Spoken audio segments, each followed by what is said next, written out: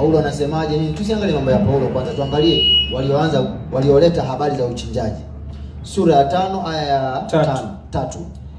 Mmeharamishiwa nyamafu. Sikiliza, Waislamu wameambiwa nyama ya kufa ni haramu kwao, na damu ya nyama ya na nyama ya nguruwe na damu, vitu viwili. Yaani nyama iliyokufa wameharamishiwa, ni haramu, na damu ya motora ni haramu, na kinyama kilichochinjwa si kwa ajili ya Mwenyezi Mungu, na kilichokufa kwa kusongekwa koo, na kilichokufa kwa kupigwa, na kilichokufa kwa kuanguka, kilichokufa kwa kupigwa pembe. Kidogo tumalize. Na kinyama chochote kilichochinjwa sio kwa ajili ya Mwenyezi Mungu, sio kwa ajili ya nani? Hicho ni haramu kwao. Unaelewa eh? Kwa hiyo tuendelee. Hapa vinatajwa vilivyoharamishwa kuvila. Sasa hapa vinatajwa vile ambavyo vimeharamishwa wasile wao. Mnyama aliyekufa mwenyewe, asiliwe. Damu, nyama ya nguruwe, kilichochinjwa si kwa ajili ya Mwenyezi Mungu. Kwa mfano, mnyama anayechinjwa kwa ajili ya kutia msingi nyumba au kisima. Kumbe wanajua kwamba kuna nyama zinazochinjwa, kuna wanyama wanachinjwa ili kwamba ifanye ile nitoko kizungu dedication ya nyumba zao, misingi yao. Wengi wao wanafanya hivyo. Sasa nyama zile wamesema wao hawafai kula, unaelewa eh? Kwa kuchelea shetani anayekuwepo katika kuchimba msingi. Kumbe kuna shetani anayekuwepo katika kuchimba msingi, ili kwamba shetani yule aje akaadhibiwa, aje akazuliwa, lazima ichinjwe huo nyama. Mnyama anayechinjwa kwa ajili ya shetani wa nyumba au wa shamba au wa mtu fulani. Yaani kuna watu wana shetani zao, unaelewa eh?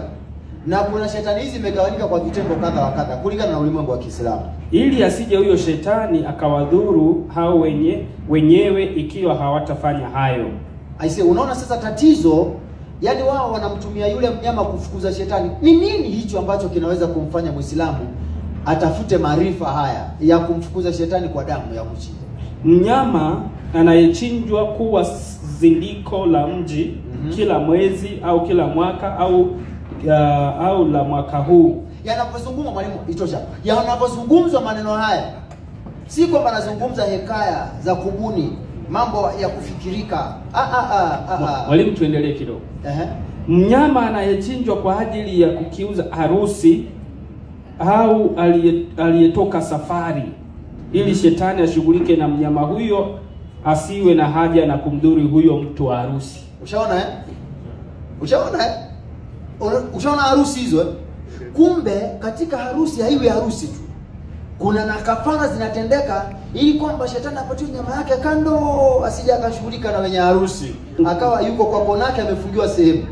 Mnyama anayechinjwa kwa ajili ya kukiuza jeneza la mtu mkubwa, au ili shetani asichukue upesi mtu mwingine, au kudhirisha kwa damu ya huyo mnyama. Unaelewa hizo tamaduni zinakaribia sana za Mungu.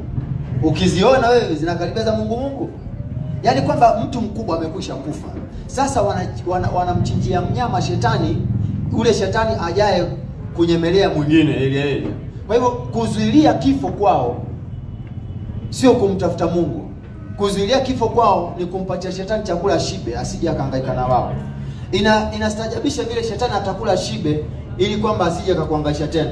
Chinjie ng'ombe, chinja ndume, ale ashibe. By the time anamaliza kula misosi yake, wewe ushamaliza harusi. Akimaliza kula misosi yake, ushamaliza mazishi. Ashamaliza kula chakula chake, anakuja msingi ushachimba. I say, elimu ina gani? Tamaduni zina gani? Mafundisho ina gani bwana? Yaani wao wanashinda kabisa katika mambo haya. Ila wanasema mambo hayo, kuna wale wanasema kwamba yameharamishwa kwao. Sasa mkuulize, akichinjwa mnyama yule na wewe ni jirani yake, utajuaje alichinjwa kwa ajili ya shetani wa kuzindika nyumba? Turudi kwako. Wanauliza, kwa hivyo mwalimu tusile nyama zao. Sikiza utajuaje kwamba huyu aliyechinjiwa shetani huyu ni yule wa kuweka yeye kando siku ya harusi? Na harusi zao ndio wanakuanga nyinyi, mnakwanga wa kwanza kwa harusi za kwao. harusi ya Kiswahili. Harusi tunayo hatuna. Na kwenda kucheza taarabu kwa kina Zainabu. Utakwenda kucheza taarabu kwa kina Zainabu, utakula nyama zilizochinjwa shetani yule wa kuchelewesha yule shetani kwa harusi. Harusi tunayo hatuna. Unakwenda kule. Amesema kuna vinyama vinavyochinjwa ili kwamba shetani awekewe nyama yake kando ashirike nayo lazima. Amwache mwenye harusi. Shetani hali nyama anakunywa damu. Sasa nyama inaliwa na akina nani? Walimu. Nyinyi. Nyinyi wenyewe. 6:41 Qur'ani. Haya, inasema hivi. Bali yeye ndiye mtakayemuomba, naye atakuondolesheni mnaomuomba kukuondoleeni akipenda. Akipenda tu. Ufafanuzi wake unasema haya yanaonyesha kuwa makafiri wa zama hizo walikuwa hafadhali katika itikadi yao juu ya uweza wa Mwenyezi Mungu kuliko hawa Waislamu wa zama hizi. Sikiliza, mwalimu, hiyo usomi haraka, hiyo unakwenda polepole, hapo ndio kuna chenyewe.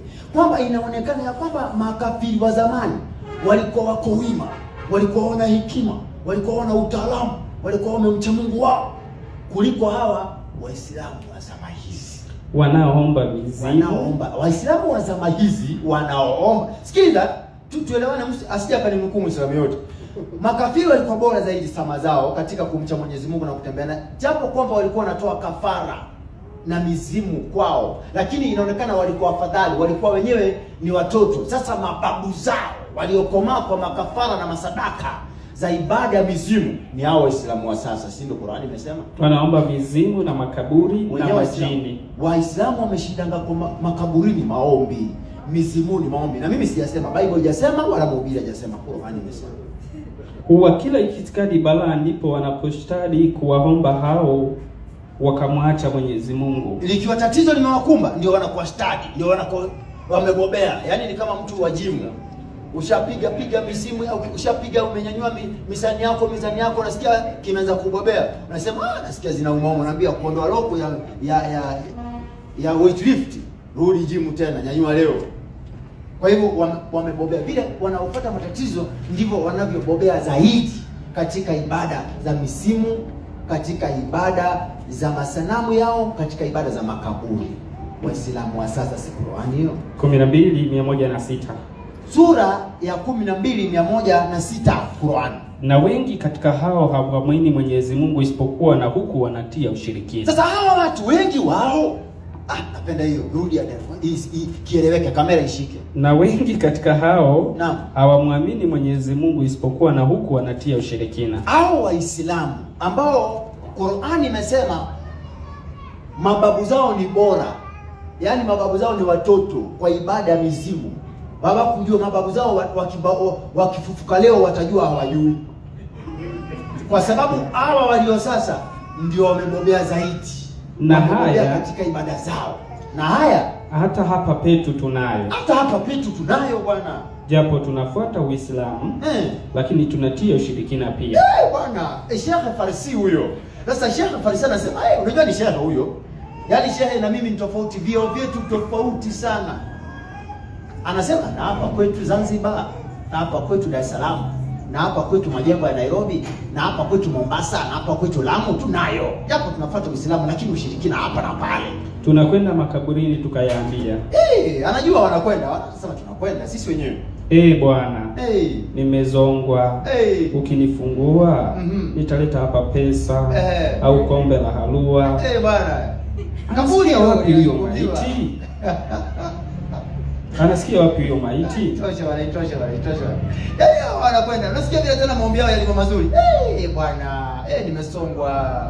Ukinifanyia hisani nitaleta hapa halua, nitaleta hapa kikombe. Ibada hizo kama angekuwa na Abdul Yesu mtindo huo basi inakuwaje?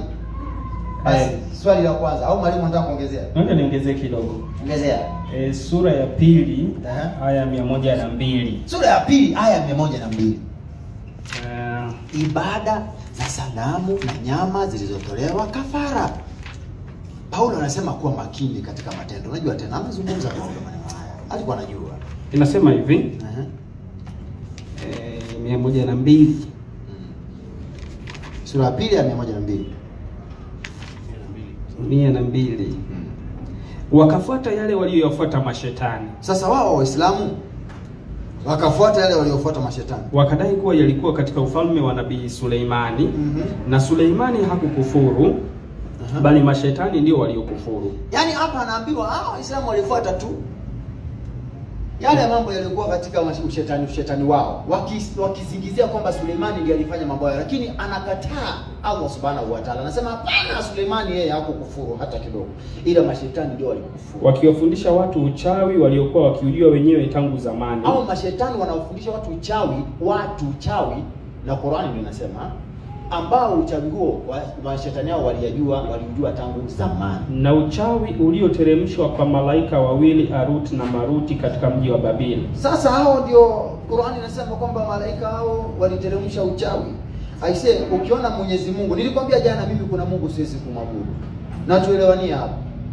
Ukiona Mungu wa kuleta uchawi, ametuma malaika zake haswa kutoka juu, wawili tena wamebobea, Haruta na Maruta, wateremke kutoka huko kwa kiti chake, walete uchawi Babeli, au huyo mimi simtaki.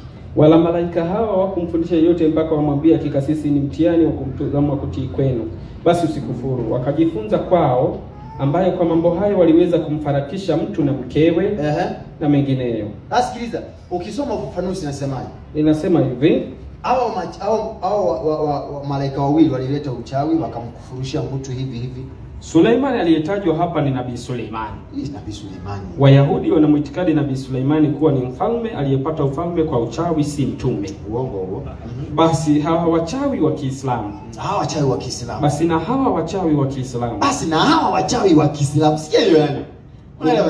Umnasibishia Nabii Suleimani hizi elimu zao za uchawi. Wanamdanganyia Nabii Suleimani hizi elimu zao za kichawi. Hawa wachawi wa Kiislamu wanamsingizia Nabii Suleimani elimu zao za kichawi hizo. Na haya hii yaonyesha wazi kuwa uchawi ni amali ya ukafiri.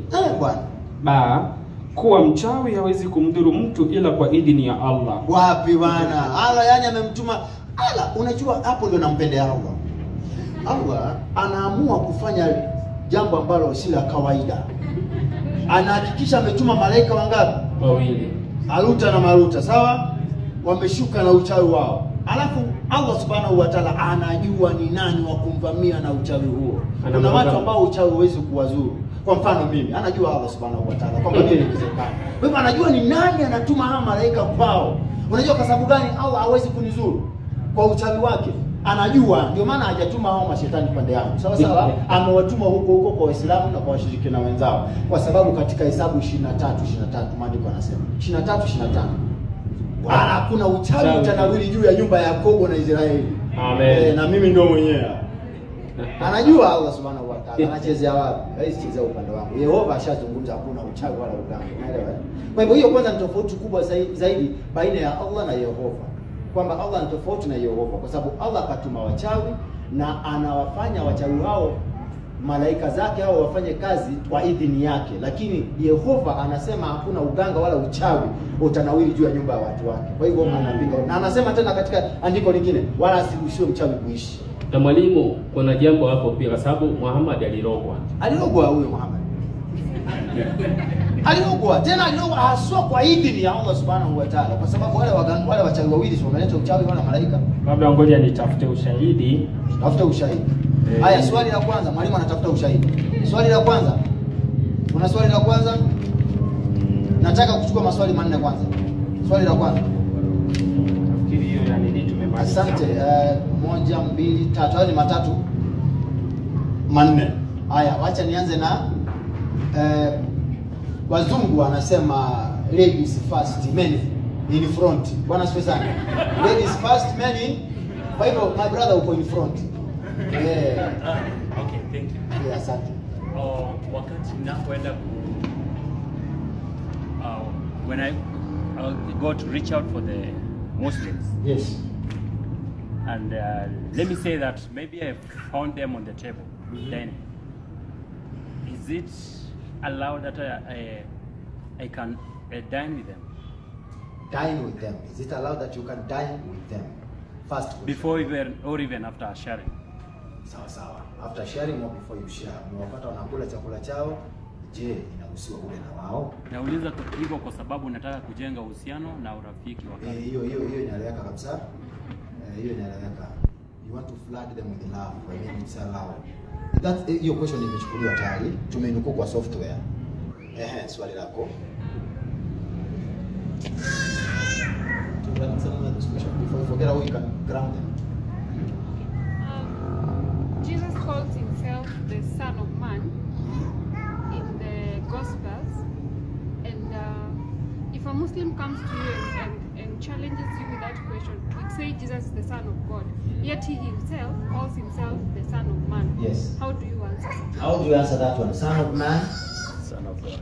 Of course, even in the Gospel there is one writer who says Son of God and another one Son of Man. So we are going to leave that one. The third question. I don't know how am I going to frame it. I will help you to frame it. I have enough material. Because sababu nowadays, I heard that there are some these people who slaughter animals like cow huko kijijio.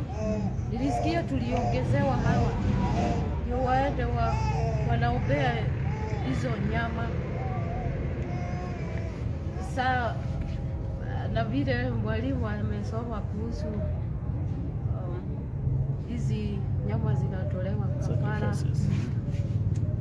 Huenda tunakula hizo nyama zimeobewa zikatolewa kafara ndio tunakula. So you are worried? Yes. So okay, you are the worry. Kula nyama kabisa. Thank you. That's a concern. That's a genuine concern. That's a genuine concern.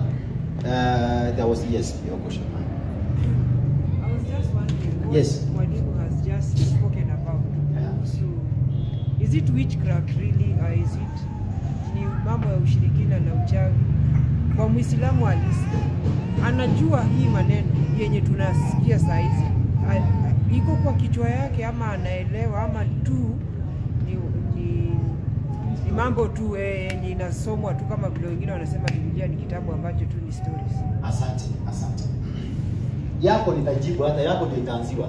Wa mwisho watakuwa wa kwanza.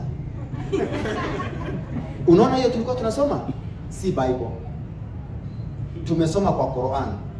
Quran ni kitabu kilicho na ushahidi mkubwa, yani ndio authority kwa the Muslim religion, the Islamic religion.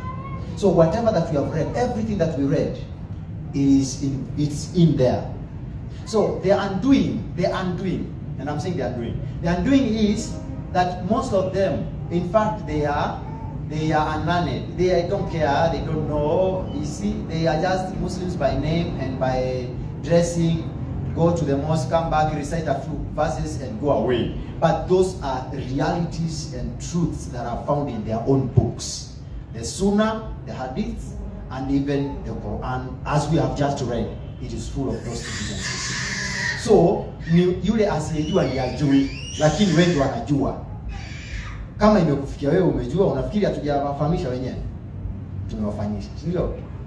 Amen. Yeah, you want to add on it?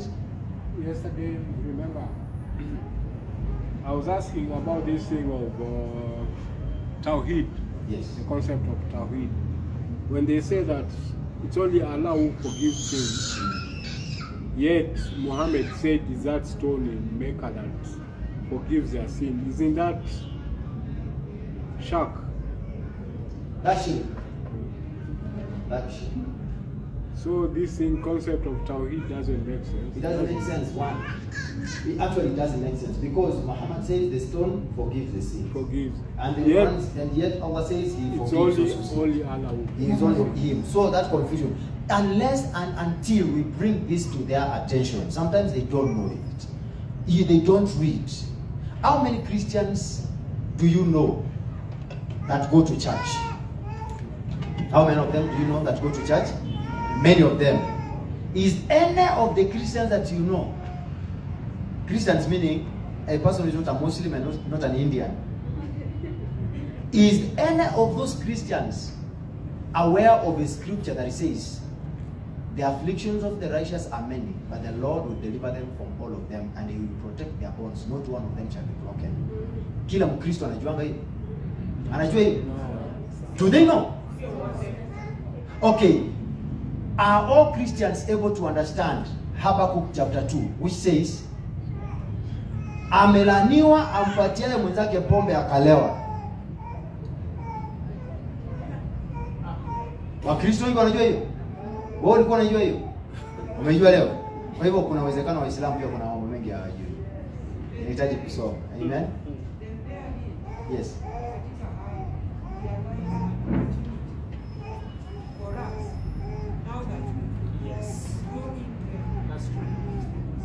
That's why we are here. Thank you. That's the reason why we are here tonight. And then the hadith you are asking about Muhammad being bewitched. Yes. It's here. It's in Sahih Bukhari 8660.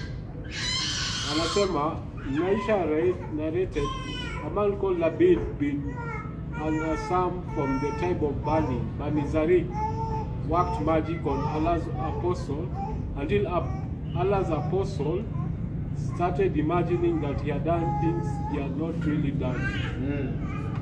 Ya uchawi, athari za uchawi juu ya Mtume Muhammad umesikia. Kwa hivyo ni kitu iko alirogwa, inajulikana alirogwa. Na hii ni hadithi zao, ni vitabu vyao, sio vitabu vya Kikristo. Karibu mwalimu, maswali matatu yaliyosalia ni simu yako. Amen. Bwana asifiwe. I think we need to answer those ones and then we wind up for the day. I know we need to prepare for service and all that. Let's begin with hiyo swali ya kula. Tule pamoja nao au tusile pamoja nao. My take is that there is actually no problem. Because kama tulivyosema, Waislamu ni watu, tunatoka jamii moja, hauwezi ukatenga. Mathalan nitumie mfano wa Shabani, kwamba kaka yake ni Muislamu, wanakula pamoja, wanafanya nini, huwezi ukatenga. But hizi nyama na nini ambazo zimetolewa kwa ajili ya sherehe na nini, it is good for us to know. And having that knowledge, the Bible says our weapons are not carnal. They are not carnal. Tunaweza tukashusha ngome na tunaweza tukatakasa. Maandiko yanasema kwamba chakula hiki utakaswa kwa maombi. And so for me, with that knowledge and having known what is happening, then ninaweza nikatakasa. Yapo mengine ambayo unaweza ukajiepusha. Kwa mfano, mchungaji Mboga aliuliza asubuhi ama ni jana kuhusiana na hiki chakula ambacho kuna mfano maeneo ya vijijini kula nini, kwa sababu ya uchache wa vyombo na nini, ametoka kuoshwa yule marehemu na nini, alafu ndo hizo ndo zinapikiwa chai, uji na githeri, watu wanakula. Some of these things are very disgusting, lakini in the real sense, chakula ni chakula, kiandae, kile, utakaze kwa jina la Yesu. Umepata andiko? Wakorintho wa kwanza sura ya 8. And we can actually read, let me just read that. 1 Corinthians chapter 8 from verse 4. So then about eating food sacrificed to idols, we know that an idol is nothing at all in the world, and there is no God but one. For even if there are so-called gods, whether in heaven or earth, as indeed there are many gods and many lords, yet for us is but one God, the Father, from whom all things came and from whom we live. And there is but one Lord, Jesus Christ, through whom all things came and through whom we live. And then, of course, you can go on to continue. Paul talks about a person that has a weak conscience. And mtu ambaye ni mdhaifu hula nyama tu, hula mboga tu, and all that. But yeah, so in a nutshell, that's what I can say about foods. Kama unawasikia dhamira yako inakuumiza, basi usile. Maana chochote ambacho kimefanywa without faith is sin. Ila kama unajua umeomba, umeitakasa, basi unaweza ukala nyama tu. But because you feel guilty about that, don't. If you do. I don't know kama ni we are together on that. All right, the second question. Swali la pili. I think it was from our sister there. Yes. Just remind me about it. He's a son of man. Son of man or son of God. Now, there are so many scriptures that talk about Jesus as the Son of Man. In fact, he spoke of himself more times as the Son of Man than he spoke of himself as the Son of God. So, does this mean then, as Muslims claim, that Jesus is not the Son of God? What does the title Son of Man mean? Wakati Yesu anasema mimi ni mwana wa Adam, alikuwa na maana gani? What does it mean? If you go back to a prophecy that was given by Daniel, Daniel chapter 7 and verse 13. Daniel sees, Danieli anaona mmoja kwa mfano wa mwana wa Adam. Akaja akamkaribia the ancient of days, mzee wa siku. Naye akapewa mamlaka. Have you read that scripture? From verse 13, Daniel chapter 7.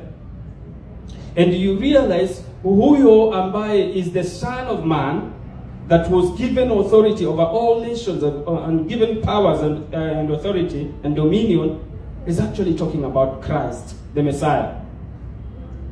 So, when Jesus talks about that, he is actually reflecting back, taking back the Jews to that one that is the figure that is given in Daniel chapter 7.